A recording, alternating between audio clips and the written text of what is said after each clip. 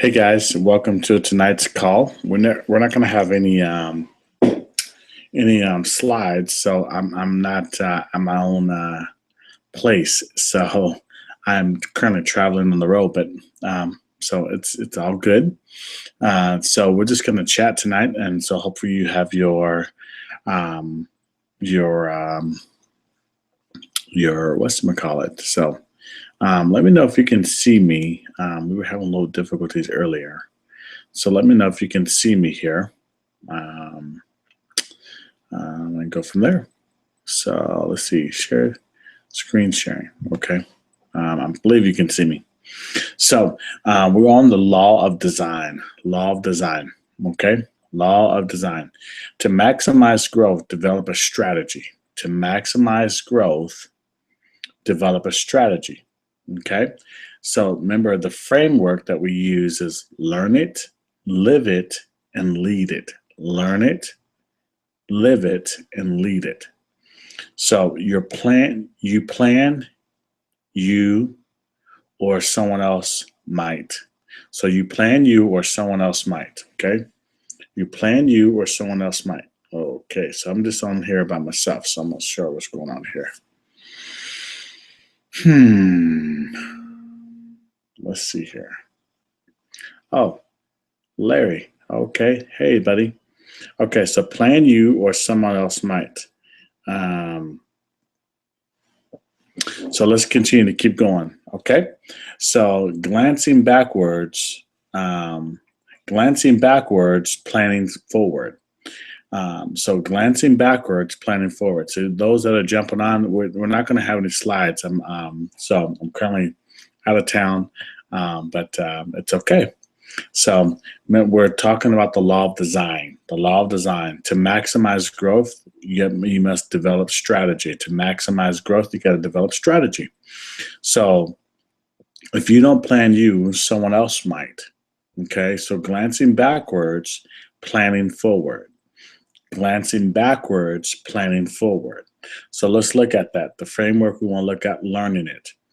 Life lesson. A life is very simple, but keeping it that way is very difficult. Let me say that again. Life is very simple, but keeping it that way is very difficult.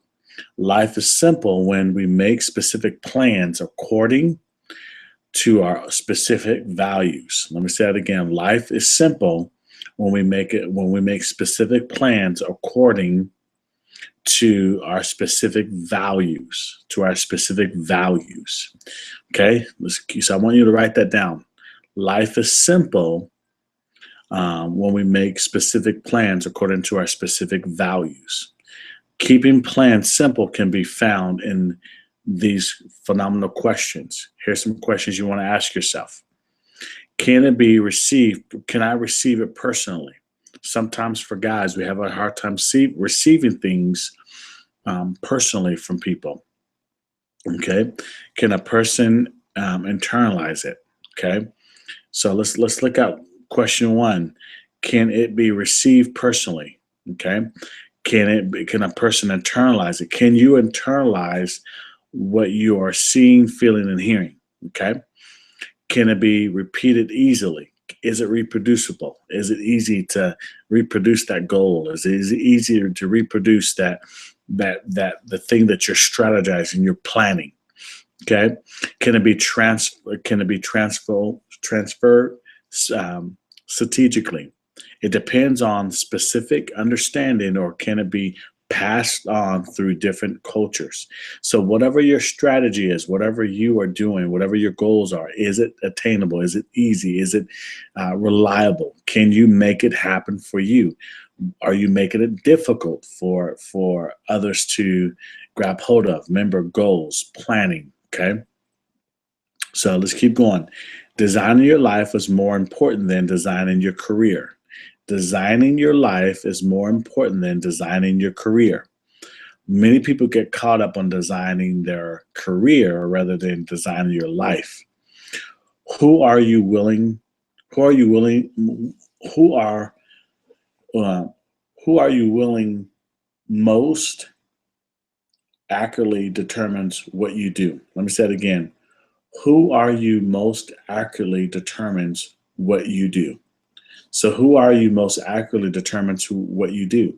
So if you work harder on you and developing you, then over a period of time will determine your growth and people want to follow you.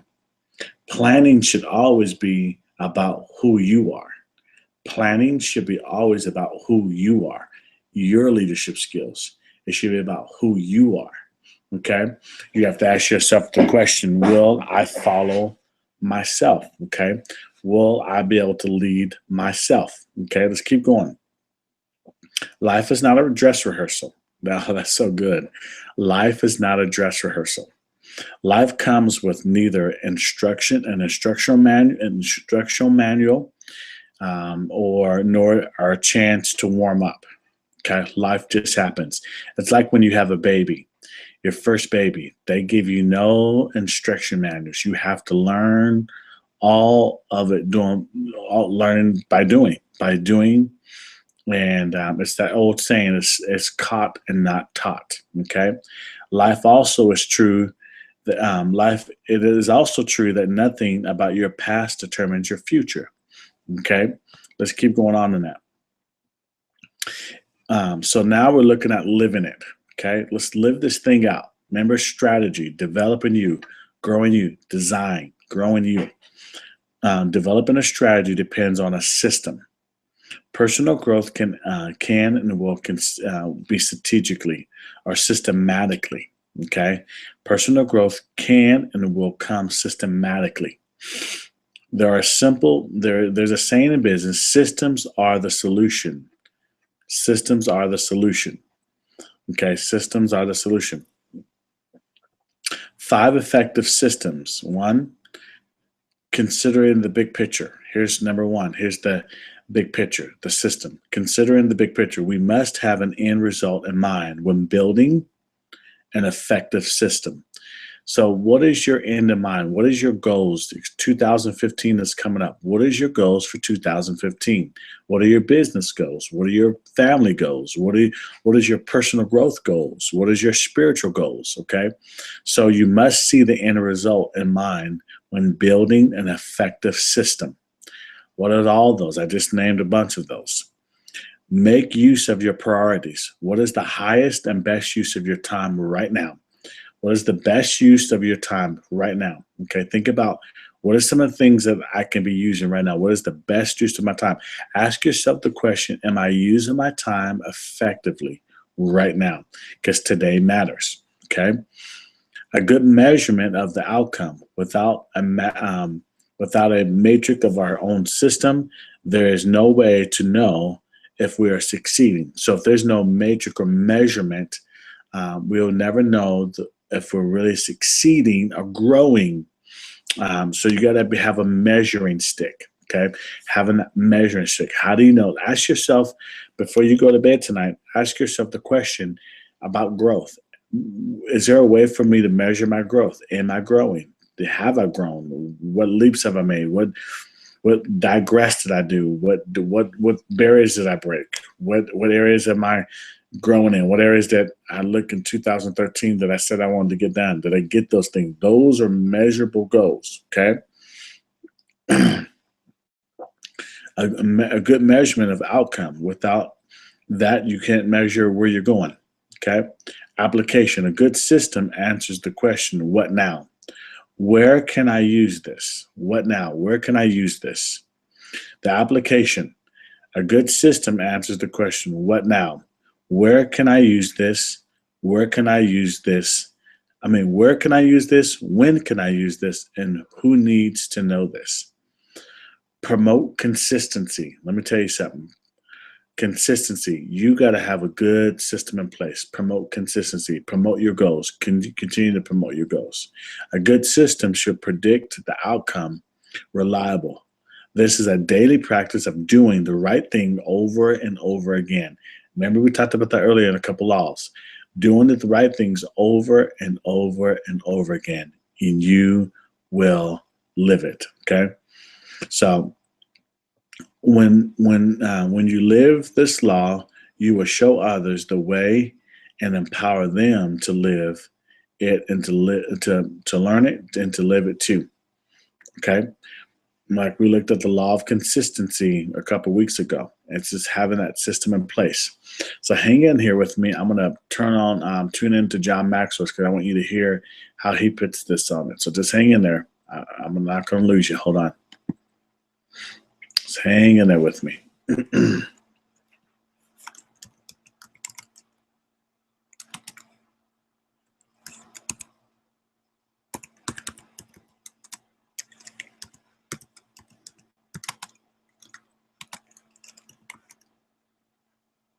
Just hang in there.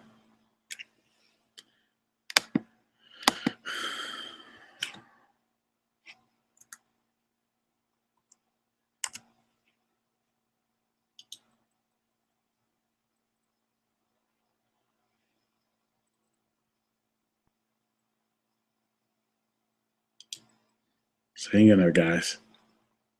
You guys are doing awesome.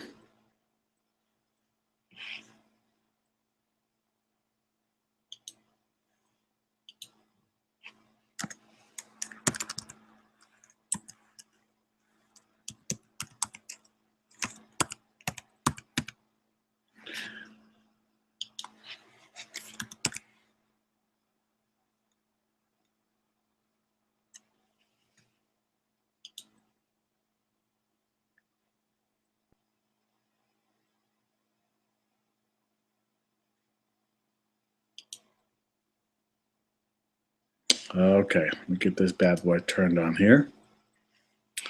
Just hang in there. Sorry.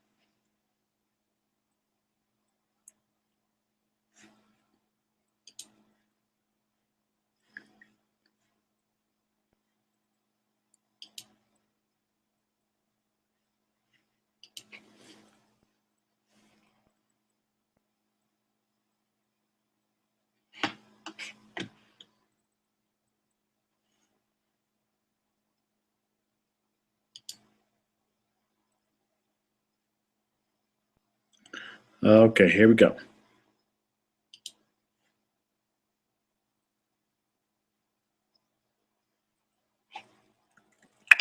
The law of design. To maximize growth, develop strategies. Now, in this law, I'm going to do a lot more reading. You're going to just kind of follow me along because this one is so powerful. If I can teach it well, it will change your life, but it's also something that people don't understand. So just hang with me as I walk through the law of design with you. If you don't design, Jim Rohn said this, he said, if you don't design your own life plan, chances are you'll fall into someone else's plan. And guess what? Guess what they may have planned for you? Not much. So you got to have a system. How do I define a system? I think a system is the process of predictably achieving a goal based on a logical and specific set of how-to principles. In other words, I think there's a process in it. I think it is predictable based on a goal and that there are how-to principles based in. Okay, more importantly, why is having a system so crucial to your success? Because to paraphrase Michael Gerber, author of The E-Myth, systems permit ordinary people to achieve extraordinary results predictably. However, without a system, even extraordinary people find it difficult to predictably achieve even ordinary results. Systems Leverage your time, money, and abilities. Systems are tools for your personal growth. According to Dr. Anders Ericsson, here I underline this next statement because it's huge.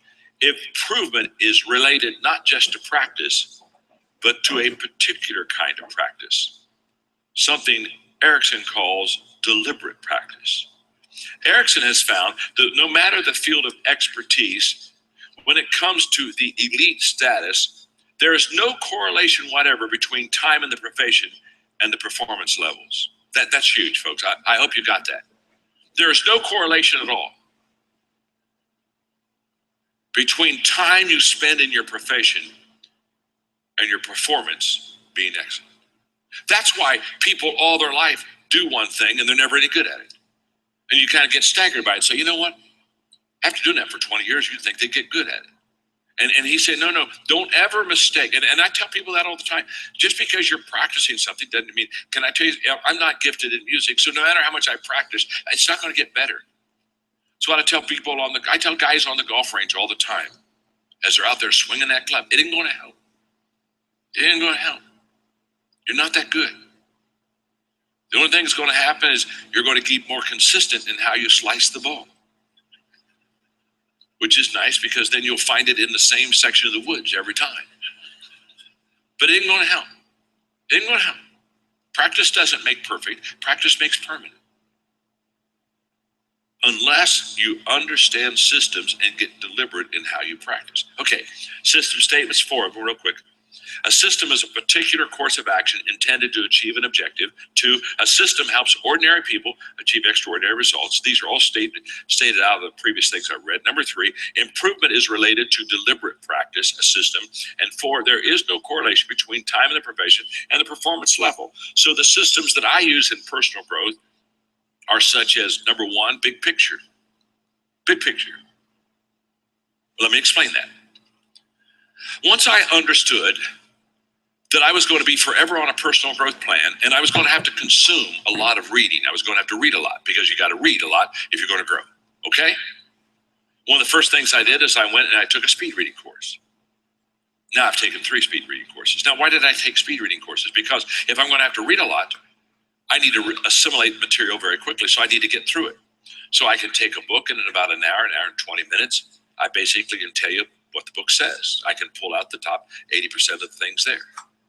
Now, why do I do that? So that I can read more, so that I can consume more. That's all that is. That is a system. That is a system built on the big picture. The big picture is, John, if you're going to grow, you got to read a lot. If you got to read a lot, you better be able to read fast. Now, speed reading does not help me with comprehension. They'll tell you that it does, but I'm not intelligent enough to say it helped me do that. What speed reading does is it gets me through the pages to where I need to go. And when I get to the meat, I have to slow down. You with me? That's where I underline and look at things and check it. But it allows me to get through. Now, all that is, that's a system in growth that says the big picture. If you got to read a lot, probably ought to take a speed reading course. Priorities. Let's talk about that for a moment. The moment that I understood priorities, I realized that there are times in a day that I work more effectively than other times. Let me ask you, let's just do a little poll here. How many of you would raise your hand and say, John, I'm a morning person. That's when I'm a mess. How many of you are morning people? Let's see the morning people, okay? How many of you are night people? You're just awesome at night. Oh, that's interesting. More, I think probably 65% are night, about 35%. How many of you are like me? You're not morning, you're not night, but you are awesome at lunch. That is a spiritual gift of mine. I just really am good at lunch. Now I'm kidding you. I'm a morning person. So what I do in the morning, I do my most important work in the morning. That's why I love getting up at 5 o'clock in the morning. I love getting up early. Nobody else is up. I mean, nobody's going to bother me. Nobody wants to talk to me. Hey, that's why I never have breakfast with people in the morning. Even when I was a pastor, people said, boy, could I see you for breakfast? No. Why? That's when I'm going to do my sermon preparation. That's when I'm going to do my study because I'm a morning person. And can I tell you something? Whatever, if you're a night person, it's just the excellent. Listen, wherever you're good, whatever part of the day you're good. This is a system. Wherever you're good, here's what you got to do. In the spot, in the times that you're good, you ought to only be doing the things that are your strengths and give you the return. And you should be doing nothing else. You got to stay in your time zone as far as the strength of your time zone and keep it maximized right there. Let's look at measurement for a moment. All systems have measurement in them. So how do you measure yourself?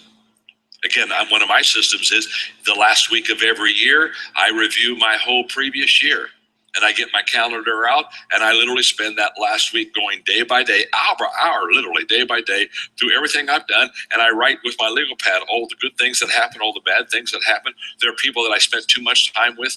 There's people I didn't spend enough time with. And I just go and I just write all these observations. And for the last 2 or 3 days, all I do is look at my observations and say, now how am I going to change next year? And basically, my reflection of the past year gives me the focus for the next year. That's good. Kevin Myers is the one that gave me this statement: reflection turns experience into insight. It's a great statement. And what I'm doing is I'm going through my past year and I'm saying, I'm going to get insight now that I've spent my year there.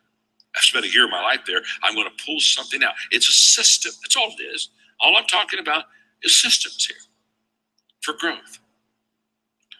Everyone knows, number 4, application. You have to have application to grow. You just do. If you can't apply what you're learning, you can't grow. So I've got a simple system. It just works for me. Every time I learn something, I ask myself 3 questions.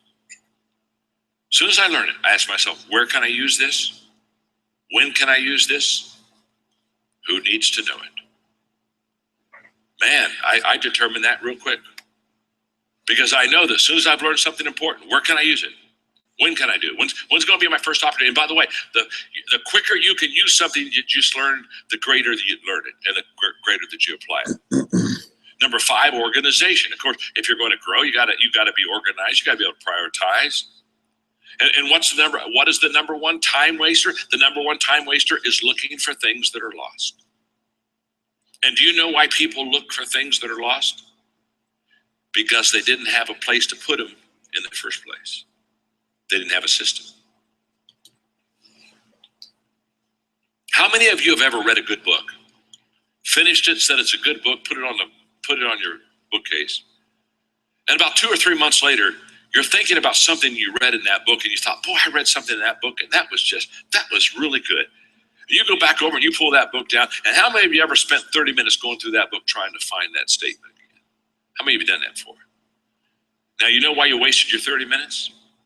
Because when you read it the first time, it was just as good as when you read it the second time. But the first time, you didn't do anything with it. If you had taken that quote right out of that book then and filed it, you'd have been able to get it real quick. I am here to tell you, develop system. If it's good the first time, what I always tell Margaret is, if it's good the first time, put it where you can go back to get it. Because it'll be good the second time and the third time. Now, if it's not good the first time, here's the good news. You don't have to file things that aren't any good. You don't have to carefully place things that are worthless. But you got to have systems for all of this. Consistency, because that's the secret of your success. That's the secret of my success. Here, systems allow you to think things through and then follow through. Wow. Got a question to ask you before we go to Law 7. Are you learning something? Huh? Look at your neighbor and say, I'm learning something. Go ahead and tell them. I'm learning something. Look right back at him and say, not near enough yet. You're not even close.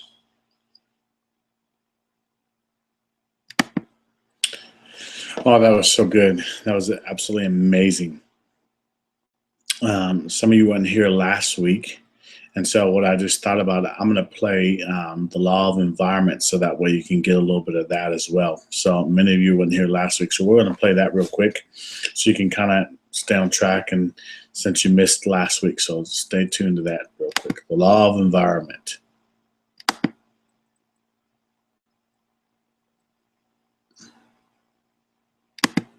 Law number 5 is the law of environment. And this law basically says growth thrives in conducive surroundings. Mark Cain said, the first step towards success is taken when you refuse to be a captive of the environment you first find yourself in. In other words, Mark is basically saying, you've got to change your environment. If you're not in a good environment, you've got to change that environment, because there's an environment that is conducive to growth and there's an environment that's not conducive to growth. Now, for you that are watching this video, I'm in Atlanta and I'm speaking to Equip, my nonprofit organization. I'm speaking to the John Maxwell Company, my organization that basically does the resources, materials, and in my business. And I'm speaking also to my church here at 12 Stone, Kevin Myers, who I've mentored for probably 10 or 12 years now, that is one of the fastest, most successful growing churches in America. And before we ever came on camera with you on the video project, I was talking to the staff, there are over 100 of them on staff here, about what a wonderful church this is, and the growth that they've had, and how that they're probably one of the 7 most growing, vibrant churches in America today.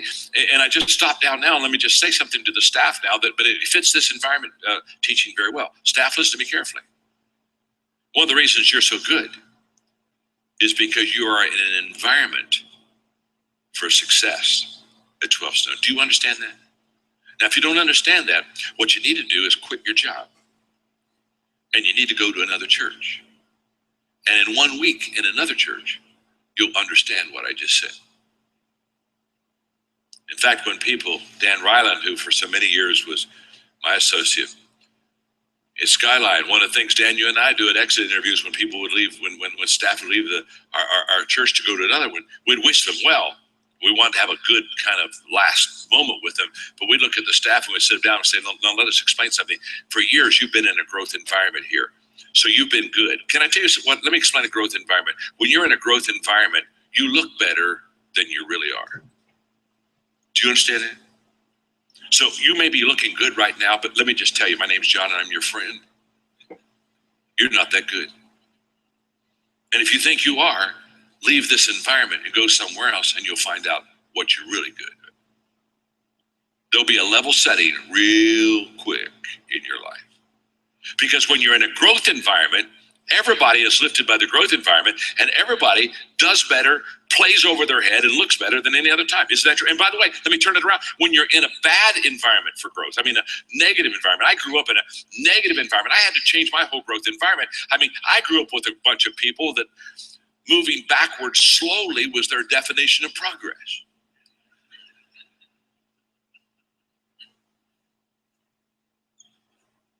Okay? And when you're in a bad growth environment, let me tell you something, you're worse than you really are. I mean, you're worse. Trust me, if you're in a bad growth environment, you can go around and you can say, I know I look bad, but I'm not quite that bad. I'm really not. I'm a little better than I look. I know I look bad, and I know I do, but I'm a little bit better. So when you're in a bad growth environment, you're better than you look. But boy, I'll tell you right now, when you're in a great growth environment, you're not near as good as you think you are. Okay? So the law, this great law of environment and growth environment is absolutely huge. And so I sat down because I wasn't in a growth environment. When I really began growing in the 70s, I'm here to tell you I was not in a growth environment. And I said, okay, I've got to change it because I'm not in this. So I got to make my own growth environment while I'm here. And so I wrote this in 1976. I still have the card I wrote on. 1976, here's what I wrote. My growth environment is a place where others are ahead of me. Oh, yes. Let me just stop and say this. If you're the head of the class, you're in the wrong class. You need to get out. Nobody should ever be the head of the class. If you're the head of the class, you're the ones telling everybody else how to get better at it. You need to always be around people that are faster, quicker, better, smarter, sharper, more experienced than you are. If you are the best in the group, you got to get out of the group real quick because you'll begin to settle so fast. Number 2, a growth environment is a place where I'm continually challenged. A growth environment, number 3, is a place where my focus is forward. A growth environment is a place where the atmosphere is affirming. A growth environment is a place where I'm often out of my comfort zone. A growth environment is a place where I wake up excited. A growth environment is a place where failure is not my enemy. I know that I'm in a growth environment when others are growing. In other words, I'm not the only one growing. When you're the star because you're the one that's growing and everyone else is fading, there's a statement there. A growth environment is a place where people desire change. A growth environment is a place where growth is modeled and where growth is expected. Now, when we talk about a growth environment, there are too many people who wait for everything to be conducive for their growth to start growing. In other words, they say, well, when everybody's encouraging me and when I'm in that right environment, then I'll start growing. Now, let me say this. The growth environment that you need to create begins with you. Begins with you. And the number one, I'm asked this question all the time. People say, John, you go around and you encourage people and you motivate people. Who keeps you motivated? I'm asked that question. I mean, all right, who keeps you motivated? I've got a very simple answer. Me. I keep me motivated. I learned many years ago not to depend on someone else to motivate me. Because I want to tell you something. You depend on somebody else to motivate you, they'll disappoint you. They won't show up when you need motivated. They won't pat you on the back when you need that pat. They won't tell you things are going to get better when you need to have somebody. Can I tell you something? If you wait on somebody to make your day, you're not going to have a good day. You got to make your own day. You've got to motivate yourself. And how do I do that? How do I motivate myself? How do I keep myself going? How do I keep the energy level going? It's very simple. Many years ago, I sat down and I realized, like any of you, I needed to refuel. I mean, I run out of gas. How many of you run out of gas? Talk to me, huh? Hello, some days the tank's empty. I mean, this tank doesn't stay full automatically. It doesn't stay full forever. We run for a while, and guess what? We're out of gas. We've got to refuel. So many years ago, I began to look at the fueling stations for me, my nourishment centers for life, the things where I could go and fill my tank again. And I began to list them. The nourishment centers of my life. Number one is music, and just very simple. Ask yourself, what songs bring life to me? I don't know what they are. Hey, each one of them will be different. But wherever they are, get them loaded. Hey, get them loaded. Get them loaded on your iPhone. Come on, get it. So they're. By the way, the nourishment centers. The thing I've learned is the nourishment centers that you create have to be quickly accessible to you. Don't make this something you got to go find and it's 3 days away or boy, when I meet that person next week, it's going to be one. No. They got to be real quick. They got to be accessible. They got to be simple. And so I've designed my life to keep number two, thoughts. What thoughts speak to me? On my iPhone, I have a note section of thoughts and quotes that inspire me, and I just keep it there. And every day I just go to my note section, and I'll just go and I'll just thumb down through those things, and I'll read them to myself. Experiences. What experiences rejuvenate me? Friends. What people encourage me? Recreation. What recreation recreates me? Soul. What spiritual exercises strengthens me? Hopes. What dreams inspire me? Home. What family members care for me and nourish me? Number 9 is giftedness. What gifts activate me? Our gifts should activate us. The things we're not gifted in won't activate you at all. Won't give you any energy. Number 10, memories. What memories make me smile? 11, books. What books change me? Now, what am I doing? This is very simple. These are just nourishment centers. And everything that I've given you, I would encourage you to sometime in the next few days or maybe another week or two, sit down and start making your list. And then not only start making your list, but be putting, because on what books inspire and change me, in my office, I have those books all in one section. And there are many times I'll have a half hour off and I'll just run over there and I'll just pull one of those books off and I'll just sit down and I'll just reread. I'll go back and read the markings and the little areas of quotes and notes that I made out of that book. And I'll just let that book pick me up. But again, remember this, everything has to be close. It has to be simple. It has to be accessible. It has to be something that you can walk away and in a couple of minutes you can be in that world. You got to be able to get to it quick. And it may be something you only need for 2 or 3 minutes. The refueling doesn't have to take all day sometimes. Sometimes it depends on where you are. You need to have that day. But what I'm saying is make it simple, make it accessible to you. And I'm not known for technology, but I'm telling you, since I got my phone, I got my notes section, I've got everything organized, and I'm telling you, I got my nourishment centers all around me. And I just go back and I just dwell there for a couple of minutes and think about it and say, yeah. And it just replenishes myself. There you go, my friends. I'm so excited that you got to tune into that part. So the law of design, the law of environment. And I encourage you to get your nourishment centers, and you be your self-starter. You be the one to get you going. That's what leadership is. It's all about you. It's all about growing you. Leaders read. And so get into the habit of reading, and who's adding value to you, who's coaching you.